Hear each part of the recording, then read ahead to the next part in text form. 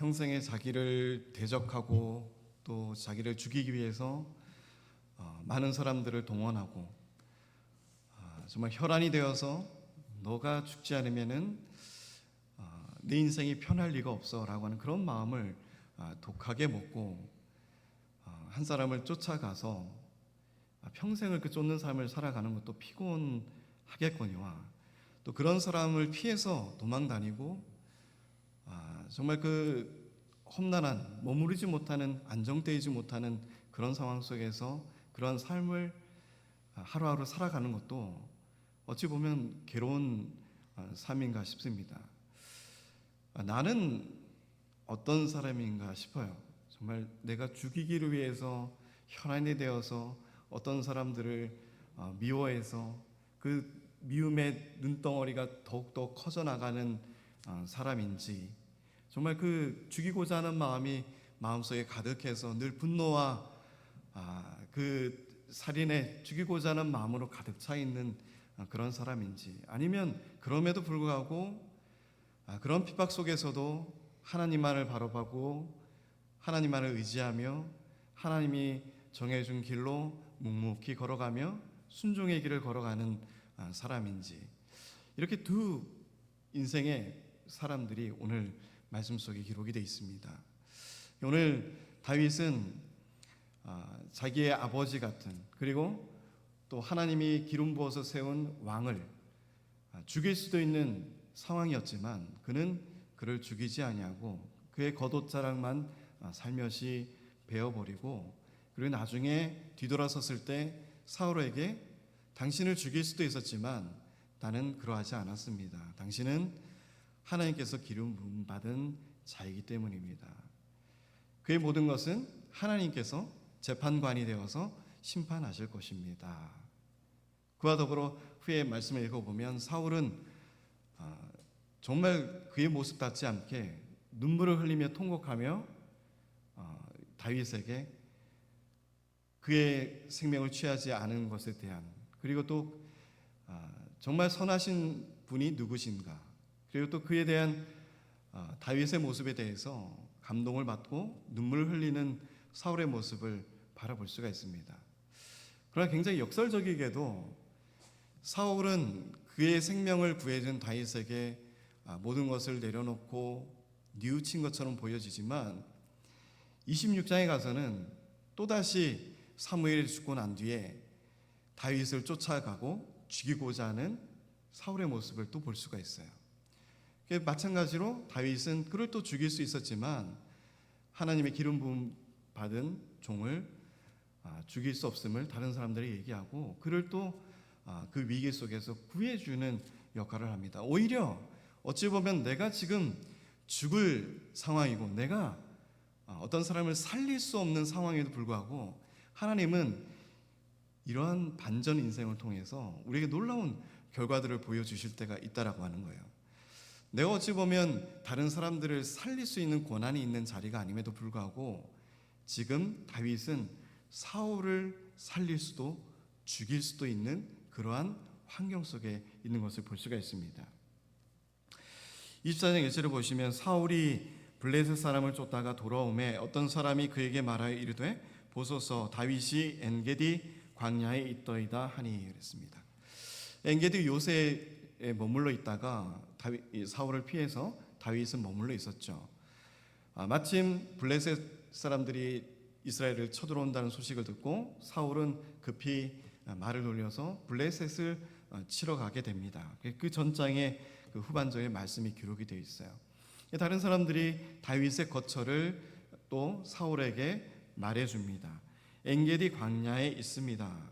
그럴 때 2절에 보시면 사울이 온 이스라엘을 택한 사람 3,000명을 데리고, 이 이스라엘의 이 당시의 인구에 비하면 이 3,000명의 수가 결코 적은 수가 아닙니다. 이 3,000명의 숫자를 데리고 전쟁에 임해서 피곤하고 지쳐있던 그 군사들을 다시 이끌고 누구를 죽이기 위해서요? 다윗을 잡기 위해서. 그 피곤한 자신의 사랑스러운 백성들을, 군사들을, 지금 막 전쟁에 마친 그 군사들을 이끌고 다시 그 광야의 길로 향하는 사울의 모습을 볼 수가 있습니다.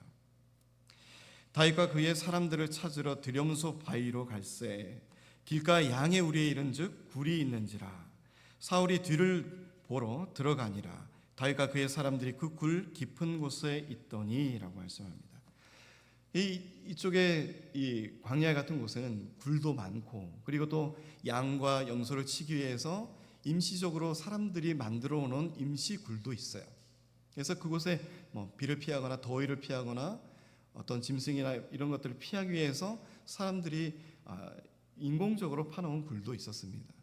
마침 이 다윗의 많은 사람들과 같이 그와 함께한 사람들이 굴 속에 머물러 있었어요. 숨어 있었어요. 그런데 마침 사울이 오늘 뭘 보러 가요? 뒤를 보러 간다고 합니다. 그래서 히브리서의 그 원어의 뜻이 참 깊은 의미가 있는 것 같아요. 이 바지 자락, 이 옷자락으로 감추다라고 하는 뜻이 오늘 이 뒤를 보다라고 하는 뜻입니다. 용변을 보러 굴을 찾아서 들어간 거예요. 그래서 잘 아시다시피 우리가 운전하고 이렇게 하다 보면 굴을 맞이할 때가 있지 않습니까? 근데 밝은 곳에 운전하다가 어두운 굴에 들어가면 순간적으로 눈이 어두워지는 현상이 있죠. 잘 보이지가 않아요. 굴에서 머물러 있던 사람들은, 다윗과 그의 사람들은 굴에 누가 들어오는지를 어둠에 눈이 익숙해 있기 때문에 잘 보이는 상황이에요. 그러나 사울은 밝은 곳에 있다가 굴에 들어가니 안에 무엇이 있는지 깜깜해서 보이지 못하는 그런 상황이었습니다. 그때 4절에 다윗의 사람들이 이르되 보소서 여호와께서 당신에게 이르시기를 내가 원수를 내 손에 넘기리니 내 생각에 좋은 대로 그에게 행하라 하시더니 이것이 그날입니다 라고 말합니다.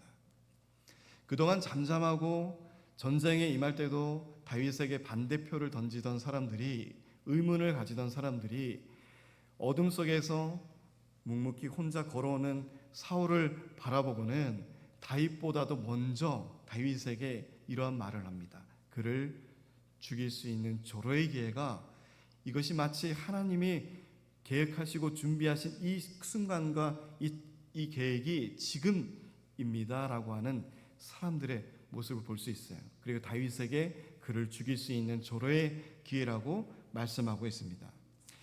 오히려 23장에 보시면 그 일날을 쳐들어온 블레셋 군병들을 물리치기 위해서 다윗은 하나님께 기도하고 그 전쟁에 임해야 될 것을 하나님께 먼저 구했지만 다른 사람들은 어떻게 했어요? 내가 어떻게 이 유다에 머무르고 우리가 도망 다니기도 바쁜 그 상황 속에서 23장 3절에 보시면 유다에 있기도 두렵거든 하물며 그 일날 가서 블레셋 사람의 군대를 치는 일을 우리가 하겠습니까? 입을 모아서 다윗에게 말하던 사람이 그와 함께 있던, 지금의 이 순간에 함께 있던 사람들이었어요. 그런데 그 상황이 역전되고 묘하게 그 모든 상황들이 연출되다 보니 마치 이것이 하나님께서 우리에게 계획하시고 준비하신 순간이다라고 이 사람들은 생각하게 된 거예요. 어찌 보면 우리의 인생 가운데도 이러한 순간들이 굉장히 많이 연출되어지고 있습니다. 다른 사람들은 굉장히 이것이 절호의 기회이고 적절한 상황이고 우리에게 이것이 하나님이 주신 기회인 것처럼 말하고 있지만, 그러나 깨어있고 하나님께 정작 붙들려 있고 기도로 함께하는 다윗에게는 다른 음성과 다른 계획이, 다른 뜻이 보여져 있다는 것을 다윗은 알고 있었다라고 하는 거예요. 다윗은 오히려 그 상황 속에서 사울의 겉옷만을 가만히 베는 행위를 합니다. 그래서 이 벤다라고 하는 표현이 구약의 시대에 이 남자의 표피를 벤다라고 하는 그 뱀의 의미하고 똑같은 거예요. 그래서 벤다라고 하는 것은, 그 옷자락을 벤다라고 하는 것은 죽음을 의미하는 것과 마찬가지입니다. 사울의 목숨을 내가 취했다라고 하는 것, 그 뜻과 마찬가지라고 하는 거예요. 그는 사울의 겉옷 자락만을 가만히 베었습니다. 그런데 그 가만히 벤 것도 다윗에게는 어떤 마음이 들었는지를 우리가 살펴보아야 돼요. 5절에 보니 그리하한 후에 사울의 옷자락 뱀으로 말미암아 다윗의 마음이 찔렸다라고 말씀하고 있습니다. 그러니까 영적으로 깨어있고 하나님의 감동으로 살아가는 사람들은 이러한 작은 다른 이들을 상하게 하는 그 조금의 마음에 가지고 있어도 마음이 무겁고 오히려 내 마음이 오히려 상처를 입는, 마음의 찔림을 받는 그런 상황이 이르게 돼요. 그럼 우리가 이제 고난주간을 통해서 말씀을 살펴보고 쭉 예수님이 걸어가신 그 길을 우리가 묵상하고 바라보면, 예수님께서 빌라도 앞에 법정에 섰을 때 빌라도는 3번이나 이스라엘 장로들과 백성들에게 묻습니다. 그가 죄 없음을 계속 말하고 있지만 이스라엘 사람들은, 또 그의 장로들은, 그리고 서기관들은 그를 어떻게 말하고 있어요? 누가복음서 23장 23절을 보시면 이렇게 말하고 있습니다. 그들이 큰 소리로 재촉하여 십자가에 못 박기를 구하니 그들의 소리가 이긴지라 라고 말씀하고 있어요. 그들의 소리가 이긴지라. 오늘 다윗에게는 많은 사람들이 있었습니다. 그들의 소리가 이길 수도 있었어요. 사울을 죽여라, 이것이 하나님의 계획하신 뜻이다 라고 소리 외쳐서 다윗을 회유하고 해서 그 상황에 결정적으로 죽일 수도 있는 상황까지 몰아갈 수도 있었을 것입니다. 그 많은 사람들의 외침과 소리, 그 소리가 이길지라도 하나님께서는 또 하나님이 계획하신 예수 그리스도를 십자가에 못 박히고 죽게 하는 그 모든 과정 가운데 하나님의 뜻이 성취되는 것이 먼저 우선이었기 때문에 그들의 소리가 이김이 그 하나님의 모든 경륜 가운데 나타나는 사건이었어요. 그러나 주님은 그 소리를 들으면서도 주님은 잠잠하셨습니다. 어찌 보면 다윗은 그들의 외침과 그의 소리에 질 수도 있었어요. 그것이 마치 하나님의 뜻인 것처럼 그럴듯하게 보여지고 모든 상황이 그렇게 맞아 돌아가고 있었기 때문에, 그리고 그것이 가장 지금 적절한 기회이고 또 자신의 인생에서 이 모든 고통을 해결할 수 있는 가장 좋은 기회였기 때문이에요. 그러나 그는 그것을, 그 주변의 사람들의 음성을 다 듣지 않고 오직 누구의 뜻을 구합니까? 하나님의 뜻을 구하는, 하나님께서 택하신 하나님의 왕임을 바라보는 다윗으로 변화되어 있는 모습을 우리가 볼 수 있다는 거예요. 주변에서 막 이끌어가는 감정적인 소모들이 있습니다. 그런 상황들이 있어요. 그러나 그것을 다 귀를 막고 무엇이 하나님의 뜻인가를, 그 중심을 바라보고 나아가는 것이 바른 신앙인의 모습이라는 것을 우리가 다윗의 모습을 통해서 바라볼 수가 있습니다. 결국 주변에서 이것이 옳다라고 해서 그 상황을 만들어가서 거기에 현혹되지 마시기 바랍니다. 먼저 하나님의 뜻을 구할 수 있는 우리 성도님들이 되시기 바랍니다. 우리의 모든 것을 내려놓고 그럴듯하게 내가 가지고 있는 위기 상황을 떨쳐내고 내가 그 자리에 올라갈 수 있는, 더 존귀한 자리의 위치로 올라갈 수 있는 상황이 연출되는 그런 자리가 유혹되게 보여지고 있지만 그것을 다윗은 바라보지 않았다는 거예요. 그것이 하나님의 뜻이라고 생각하지 않았다라고 하는 것입니다. 우리가 전장에도 말씀하셨듯이 보면 다윗은 하나님께 계속 물어요. 기도해요. 하나님의 뜻이 무엇인지를 계속적으로 의뢰해요. 이것이 하나님의 뜻입니까? 이 전쟁에 나가는 것이 맞습니까? 이것이 다윗의 변화된 모습이라고 하는 거예요. 그의 영성은 이 광야의 삶을 통해서, 엔게디 광야의 삶을 통해서 이루어져 나갔습니다. 그와 함께 애통하고 빚진 자들, 그와 함께 마음을 같이 하는 자들을 통해서 자신의 모습을 발견했어요. 나만 그런 사람이 아니었구나.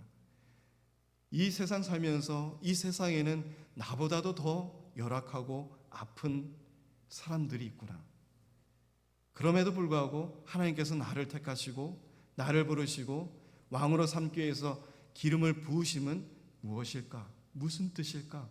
나처럼 이렇게 힘없고 연약하고 쫓김을 당하는 도망자의 이 한 인생을 가지고 하나님께서는 무엇을 계획하고 계실까? 그는 광야를 통해서, 광야의 삶을 통해서 하나님만을 집중하는 훈련을 하게 된 거예요.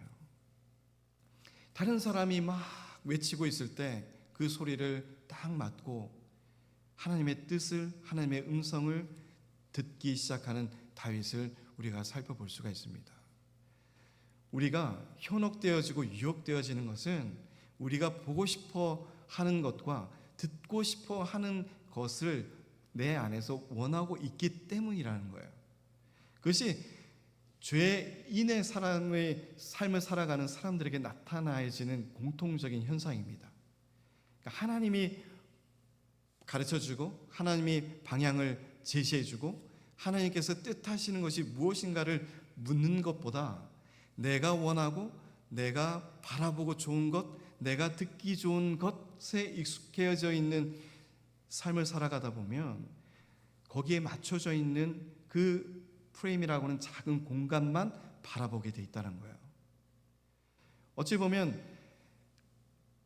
사단이나 또 이 유혹하는 이 모든 것들이 그 작은 프레임만을 바라보도록 우리를 유혹하는 것입니다. 그러니까 하와에게 사단이 와서 보암직하고 먹음직하고 탐스럽기도 한 저 선악을 알게 하는 과실을 먹어라. 그의 포커스는 그거였어요. 보암직하고 먹음직하고 탐스러운 거예요. 그것이 우리의 유혹을, 우리의 하나님께서 택한 이 영성을 흔들어 놓을 수 있는 것이다라고 사단은 생각하고 있기 때문이에요. 우리의 삶 속에는 그러한 것들이 만연하게 널려져 있습니다. 보암직하고 먹음직하고 탐스럽기도 하고 내 주변에서 나를 막 으쌰으쌰 세워주는 그런 말들, 그런 유혹들이 그걸 들음으로 해서 내가 마치 그 자리에 올라갈 수 있고 더 그 자리를 밀어내고 내 자리에 그 자리에 올라서서 정말 어깨 단단하게 해서 그런 모습으로 힘있게 살아갈 수 있는 유혹된 자리가 우리에게도 많이 있어요. 그러나 그것은 하나님이 주시는 시험도 아니고 하나님이 주는 계획과 경륜도 아닌 것을 우리가 철저하게 영성으로 분별해 나가야 된다는 것입니다. 무엇이 죄가 되고 무엇이 악한 것인지를 성령의 임재 안에서 우리의 그 음성을 들음으로 우리가 그 의로운 길을 걸어갈 수 있는 우리 성도님들이 되시기를 주님의 이름으로 축원드립니다.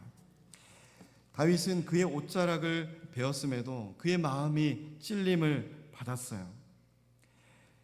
자기 사람들에게 이르되 6절에 내가 손을 들어 여호와의 기름 부음 받은 내 주를 치는 것은 여호와께서 금하시는 것이니 그는 여호와의 기름 부음 받은 자가 되민이라 하고 다윗이 이 말로 자기 사람들을 금하여 사울을 해하지 못하게 하니라. 사울이 일어나 굴에서 나가 자기 길을 가니라라고 말씀합니다. 다윗은 철저하게 하나님께 붙들린 사람이었어요. 하나님의 뜻을 먼저 구하는 사람들이었습니다. 하나님의 뜻 앞에서 모든 사람들을 잠잠케 만드는 왕의 모습을 회복하는 다윗을 볼 수가 있습니다. 그들을 죽이고자 하는 사람들이 많이 달려들어도 그들을 잠재운 거예요. 잠잠하게 만든 거예요. 그것이 어떤 힘일까요? 내가 가지고 있는 성품과 능력으로 나오는 힘일까요? 아니에요. 그것은 바로 하나님의 권세와 능력으로 나타나는 모습입니다. 하나님만이 하실 수 있는 일들이라고 하는 거예요. 우리는 어찌 보면 사람들 앞에서 어떤 지위나 권위나 특권이 주어질 때 이걸로 모든 것을 다 이루어낼 수 있을 거라 생각합니다. 내 뜻을 순종하고 내 말이 곧 하나님의 말씀이고 내 말이 곧 하나님의 뜻인 것처럼 선포하면서 그 뜻을 고지곳대로 다 끌고 갈 수도 있을 거예요. 그러나 그것은 하나님께서 주시는 진정한 권위와 능력이 아니죠.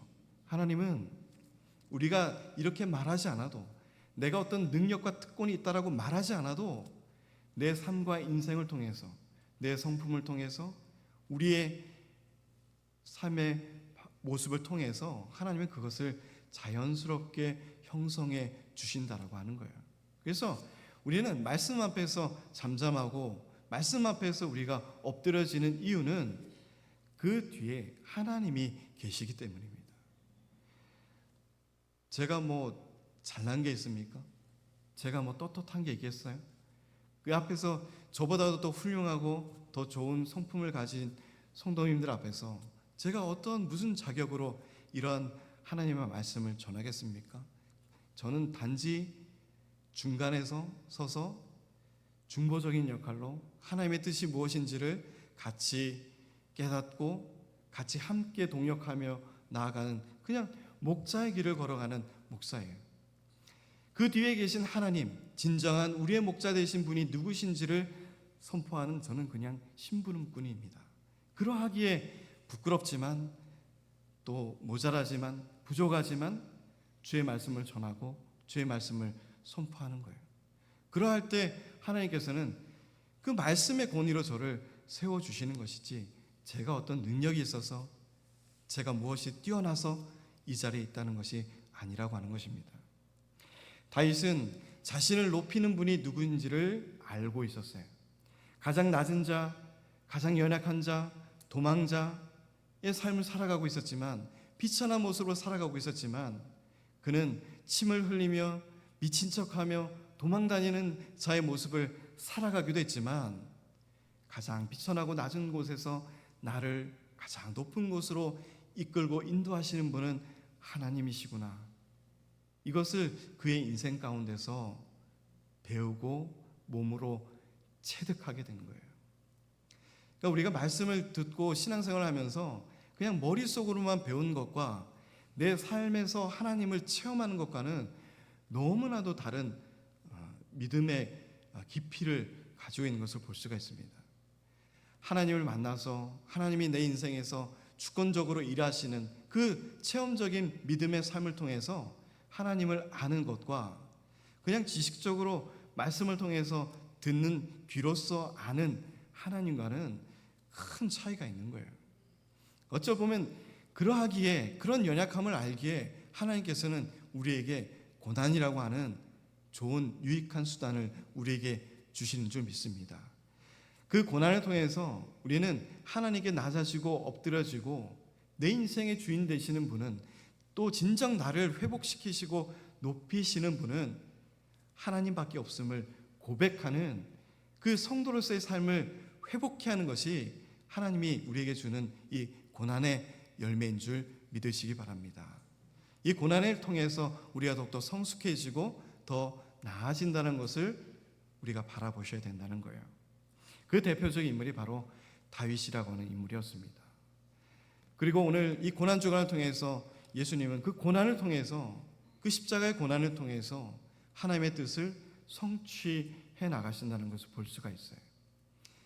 하나님과의 막혀져 있는 이 관계를 주님은 이 고난의 길을 통해서 십자가의 사건을 통해서 피 흘림을 통해서 하나님께서는 원하시는 그 뜻을 성취해내시는 우리 주님을 바라보게 됩니다. 우리에게 정말 예수님을 스승으로 모시고 예수님과 함께하는 친구로서의 삶을 살아가는 동행하는 자로서의 삶을 살아가는 우리라면 그 고난의 깊이가 얼마인지를 우리가 함께 체험해야 되지 않겠습니까? 그럼 우리가 기름 부음 받은 자로서 그리스도인의 삶을 살아가는 자들로서 우리는 얼마나 주님의 그 고난의 길을 얼마나 조금이라도 닮아 있는지를 좀 살펴보실 수 있는 우리의 고난 주간의 시간이 되시기를 주님의 이름으로 축복드립니다. 그 후에 다윗도 일어나 굴에서 나가 사울의 뒤에서 외쳐 이르되 8절에 보시면 내 주 왕이여 하매 사울이 돌아보는지라 다윗이 땅에 엎드려 절하고. 다윗도 일어나서 굴에서 나가서 사울이 누가 또 내 옷자락을 뱉는지 또 아무런 정말 불과도 깜깜한 영성에 있는 사울의 모습을 우리가 볼 수가 있어요. 굴에 나가서도 누가 내 옷자락을 취했는지 전혀 감각이 없는 무감각한 사울을 바라보게 됩니다. 그러니까 하나님을 떠난 사람들은 죄악 가운데 있으면 이렇게 무감각해지는 거예요. 눈도 어두워지고 내 상황에 어떤 일들이 일어나도 그 사건에 대해서 전혀 무감각해지는 모습이 바로 하나님을 떠난 사람들의 모습입니다. 다윗은 그의 옷자락을 벤 것도 마음에 찔렸고 사울이 가는 그 모습을 바라보면서 이렇게 땅에 엎드려서 절하는 모습을 볼 수가 있어요. 그리고 다윗이 사울에게 이르되 보소서 다윗이 왕을 해하려 한다고 하는 사람들의 말을 왕은 어찌하여 들으시나이까. 그러니까 이 죄악에 갇혀 있는 사람들은 다른 사람들의 말을 듣지 않아요. 자기가 듣고 싶은 말만 들어요. 자신의 상황에 처한 상황 속에서의 말만 듣게 돼요. 그리고 그 상황 속에서만 보게 돼요. 그러니 모든 것들이 막혀 있는 거예요. 그 막힌 것들을 뚫고 내 상황이 어떤 것인지를 하나님이 바라보시는 관점에서 바라보고 나아가야 하는데 그렇지 못하다라고 하는 것입니다. 왜 왕을 해하려 한다고 하는 사람들의 말만을 왕은 듣습니까? 오늘 하나님께서 10절에 굴에서 왕을 내 손에 넘기신 것을 왕이 아셨을 것이니이다. 그러나 그는 알지 못했어요. 이 말을 들었을 때도 그의 옷자락을 살펴보았겠죠. 전혀 알지 못했던 거예요. 어떤 사람이 나를 권하여 왕을 죽이라 하였으나 내가 왕을 아껴 말하기를 나는 내 손을 들어 내 주를 해하지 아니하리니 그는 여호와의 기름 부음 받은 자이기 때문이라 하였습니다. 그리고 11절에 보시면 이 사울을 어떻게 불러요? 내 아버지요 라고 부릅니다. 내 아버지요.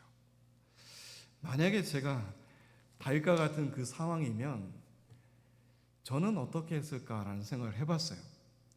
정말 나를 죽이기 위해서 정말 3,000명을 데리고 와서 오늘도 눈앞에 쫙 펼쳐져 있는 저 사람이 3,000명이나 데리고 와서 나를 죽이려고 하고 이 상황 속에서 내가 그를 해할 수도 있는 상황이고 또 다른 사람들에게 소문을 내서 저 사람을 그 자리에서 내려놓을 수도 있는 그런 상황을 내가 만들 수도 있었지만 그런 상황 속에서도 그러지 아니하고 오히려 그를 멀찌감치 바라보면서 엎드려 절하면서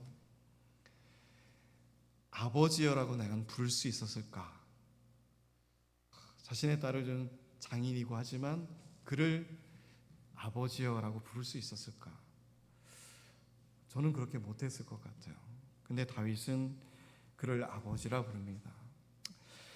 아버지여 보소서 내 손에 있는 왕의 옷자락을 보소서 내가 왕을 죽이지 아니하고 겉옷자락만 베었은즉 내 손에 악이나 죄가가 없는 줄을 오늘 아실지니이다. 왕은 내 생명을 찾아 해하려 하시나 나는 왕에게 범죄한 일이 없나이다. 만약에 다윗이 왕을 죽이고 그 자리를 취했다면 어떤 역사적인 결과가 될까요? 쿠데타가 되는 거죠. 네. 그 역사가들은 다윗을 쿠데타를 일으킨 왕으로 기록할 거예요.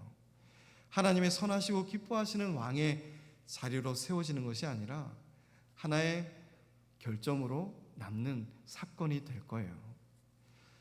다윗은 하나님의 그 선하시고 기쁜 뜻을 알고 있었습니다. 그 놀라운 경륜을 조금도 해하려고 하지 않았어요. 그의 불편함과 그의 연약한 인생이고 그의 비참한 인생 길이었지만 결코 하나님을 원망하고 탓하지 않았다는 것에 우리가 초점을 맞췄으면 좋겠습니다. 하나님께서 우리에게 고난을 주지만 그 고난을 주시는 하나님께 원망하지 말아야 한다는 거예요.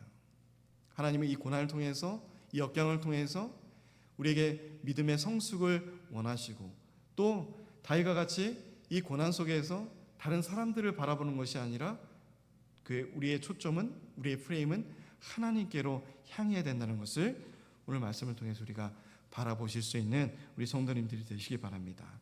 그는 범죄하지 아니하였고 하나님 앞에서 떳떳한 다윗이었어요. 그리고 그 모든 것은 하나님께서 판단하시고 재판하신다고 말씀하고 있습니다. 12절에 여호와께서는 나와 왕 사이를 판단하사 여호와께서 나를 위하여 왕에게 보복하시려니와 내 손으로는 왕을 해하지 않겠나이다. 14절에 이스라엘 왕이 누구를 따라 나왔으며 누구의 뒤를 쫓나이까? 죽은 개나 벼룩을 쫓음이니까. 그런즉 여호와께서 재판장이 되어 나와 왕 사이에 심판하사 나의 사장을 살펴 억울함을 풀어주시고 나를 왕의 손에서 건지시기를 원하나이다 하니라. 다윗의 이 모든 말과 모든 행동과 모든 이 열매들을 보면 어떻게 돼요? 다 하나님, 여호와, 하나님으로 시작돼서 하나님으로 끝나요. 아무리 우리의 억울함이 있어도 그 모든 것은 하나님께서, 그리고 또 이 모든 상황이 나아지는 것도 하나님으로 인하여 하나님 중심의 삶으로 철저하게 붙들려져 있는 다윗을 볼 수가 있습니다. 우리가 곁길로 행할지라도 하나님은 다시금 우리를 완전하시고 온전한 길로 인도해 주실 줄 믿습니다. 잠시 하나님의 음성을 멀리하고 다른 사람들의 음성이 들릴지라도 우리는 다시금 하나님께로 향하는 하나님의 음성에 초점을 맞출 수 있는 우리 성도님들이 되시기를 주님의 이름으로 축복드립니다. 16절에 다윗이 사울에게 이같이 말하기를 마침에 사울이 이르되 내 아들 다윗아 이것이 내 목소리냐 하며 소리를 높여 울며 운다라고 해서 그의 마음이 회복되어지고 풀어지고 회개하고 하나님 앞에 죄가 깨끗이 해결되는 것이 아니다라고 하는 거예요. 사울은 울었지만 눈물을 흘렸지만 그에게 미안하고 그에게 마음이 다시금 돌아와서 내가 이 모든 행동들이 잘못되었구나 라고 고백하고 있지만 17절에도 이렇게 말합니다. 나는 너를 학대하되 너는 나를 선대하였고 너는 나보다 의롭도다. 눈물 흘리며 이렇게 말하고 있지만 또 18절에 내가 나를 선대한 것을 오늘 나타냈나니 여호와께서 나를 내 손에 넘기셨으나 내가 나를 죽이지 아니하였더라. 이 말 속에 하나님이 있었지만 26장에 보시면 어떻게 돼요? 사울이 또 26장 2절에 보면 3,000명과 함께 10광야로 내려가서 사울이 광야 앞 하길라산 길가에 진친지라 다윗이 광야에 있더니 사울이 자기를 따라 광야로 들어옴을 알고 라고 했어요. 그러니까 눈물을 흘리고 마치 회개하는 것처럼 보여지고 하나님의 이름이 막 부르짖고 그 대화 속에 있지만 그의 삶이 하나님 앞에 진정 회개의 삶을 살았느냐? 그렇지 않다라고 하는 겁니다. 그러니까 우리가 하나님 앞에 때로는 막 눈물 흘리고 막 자복하고 눈물 흘리면서 기도할 때가 있어요. 근데 그것이 진정한 회개인가? 내가 또 그 죄를 또 범죄하지 않는가? 나를 돌아보면 알잖아요. 똑같이 그 죄를 또 범하고 있는 나를 발견하게 됩니다. 이것이 우리의 연약함이라고 하는 거예요. 그러하게 우리의 죄를 내가 해결할 수가 없는 거예요. 회개하고 눈물 흘린다고 해서 그 죄가 하나님 앞에 깨끗이 해결할 수 없는 우리의 연약한 우리의 인성임을 하나님께서 알고 계시기 때문에 이 고난의 길을 통해서 십자가의 길을 통해서 십자가의 피 흘림을 통해서 우리의 죄를 완전하게 깨끗하게 해결할 수 있는 그 방법은 사랑하는 독자 예수 그리스도로 이 땅에 보내시어 화목제물로 삼으시고 그의 죽으심을 통하여 우리의 모든 죄를 담당시키고 하나님과의 관계를 회복하시는 하나님의 놀라운 계획을 성취하시는 것, 그 이사야서 53장에 기록되어 있는 하나님의 일을 성취하기 위함이라고 하는 그 모든 과거의 이 구약의 예언이 예수 그리스도를 통해서 나타남은 우리의 이 연약함 때문이라고 하는 것입니다.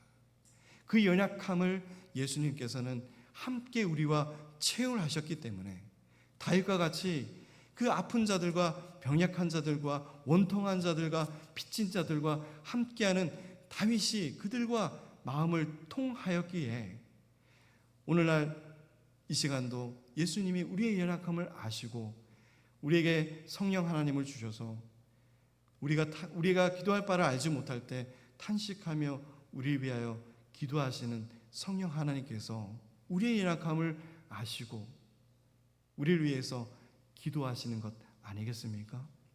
우리의 연약함을 하나님 앞에 내려놓으십시오.